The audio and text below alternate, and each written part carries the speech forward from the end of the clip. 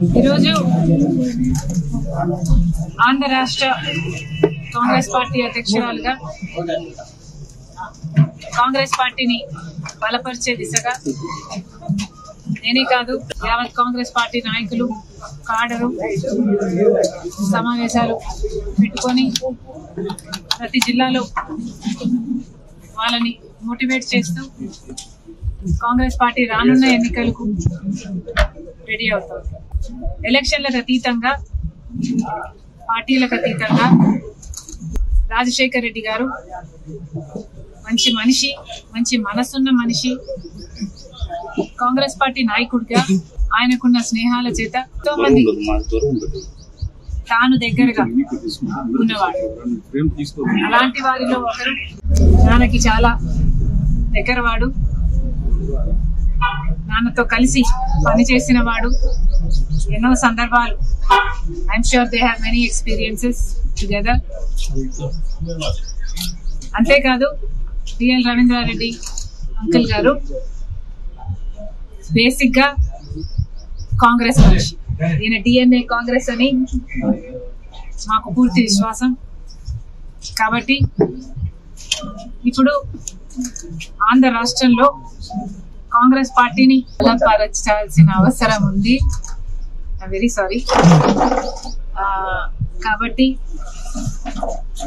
Uncle ని కాంగ్రెస్ పార్టీలోకి support చేయడమే కాకుండా కాంగ్రెస్ పార్టీతో కలిసి పనిచేసి గెలిచే దిశగా ఈ ఎన్నికలకు కూడా మాతో కలిసి పనిచేయాలని కోరడానికి వచ్చాం.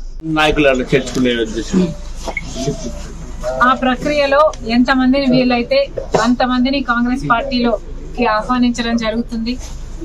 కాంగ్రెస్ పార్టీ బేసిక్ గా ప్రజల మంచి కోరే పార్టీ కాంగ్రెస్ పార్టీ మాత్రమే. కాంగ్రెస్ పార్టీ ఉండుంటే మన రాష్ట్రం ఇంత దయనీయ స్థితిలో ఉండేది కాదు.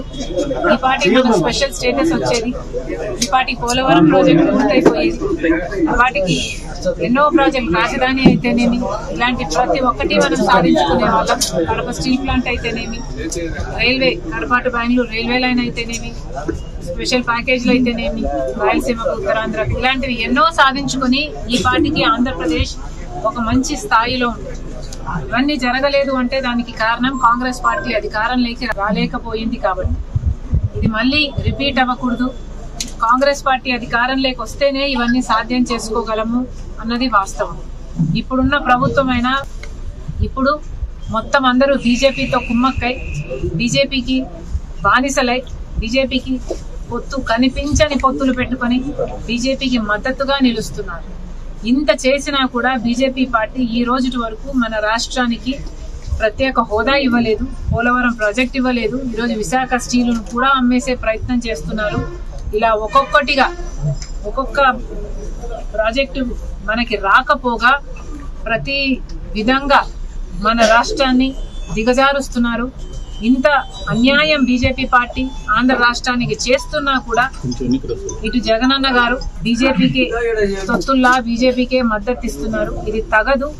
బీజేపీ పార్టీ మన రాష్ట్రానికి ఏమి చెయ్యనప్పటికీ కూడా ఎందుకు ఆంధ్ర రాష్ట్రాన్ని బీజేపీకి కట్టబెట్టారు, బీజేపీకి బానిసలుగా చేస్తున్నారు, ఎందుకు బీజేపీ పార్టీ కైవసం చేశారు ఆంధ్ర రాష్ట్రాన్ని? ఆంధ్ర రాష్ట్ర ప్రజలకు సమాధానం చెప్పాలి. ఇది ఇలాగే కంటిన్యూ అయితే చాలా ప్రమాదం. మన బిడ్డలకు ఉద్యోగాలు రావాలన్నా, మనకు రైతులకు రుణమాఫీ జరగాలన్నా, వ్యవసాయం మళ్ళీ పండుగ కావాలన్నా, మనకు విభజన హామీలలో ఏ ఒక్కటి నెరవేరాలన్నా, అన్ని నెరవేరాలన్నా కాంగ్రెస్ పార్టీ అధికారంలోకి రావాలి.